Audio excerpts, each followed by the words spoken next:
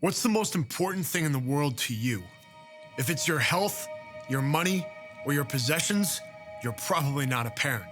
Because for every parent, there's only one answer, and it's your kids. Nothing else matters.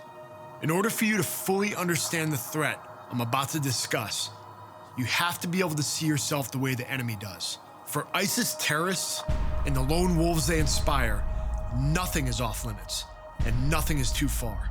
President Obama wants you to believe otherwise. He talks about universal values we all share, as if Islamic terrorists are just like us. Here's some insight into what they value. The San Bernardino killers abandoned their baby daughter when they went on their suicide mission. And let me say that again.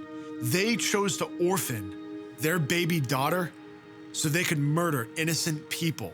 Make no mistake, these people are ready and willing to murder our children. The fact that this is a controversial statement proves how unprepared and how unwilling we are to face the threat that's truly out there. Every person, place, or thing that holds any value to any society not governed by Sharia law is a potential Islamic terror target. Some will deliver more of a psychological blow than others. That's why they chose the Twin Towers and the Pentagon. And it's why we should be seriously concerned about our schools. Think like the enemy. If nothing matters to us more than our children, and if they're willing to commit any atrocity necessary to achieve their goals, then it's hard to imagine a single target that could inflict more devastation than a school. Every morning we drop our kids off at schools that lack the security necessary to keep them safe.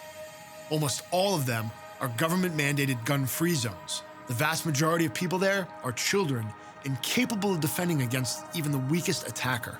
We've already seen it happen. September 1st, 2004, the first day of the school year in Beslan, Russia.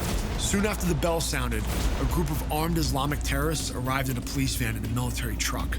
They executed a coordinated operation on the school, immediately seizing over 1,100 hostages. They rounded up everybody and took them to the gym, immediately identifying the fighting-age males, and killed all of them but one with explosives and automatic rifles. Everything was planned in advance.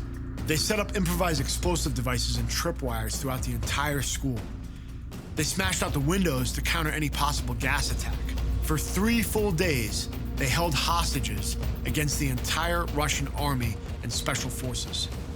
When it was all over, more than 385 people, including children and teachers, parents and special operations forces, were killed. I wish we lived in a world where we all shared the same values.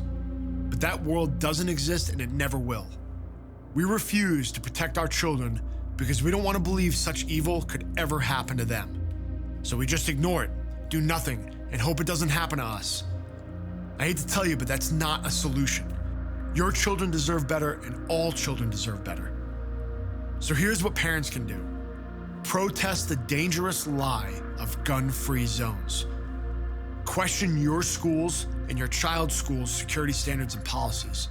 Demand that they make protecting your child their top priority. Keep calling until they fix anything that puts your child in danger. And hold those in charge accountable for it. There's so much that can be done on a local level just by taking action, but our federal government has a huge impact.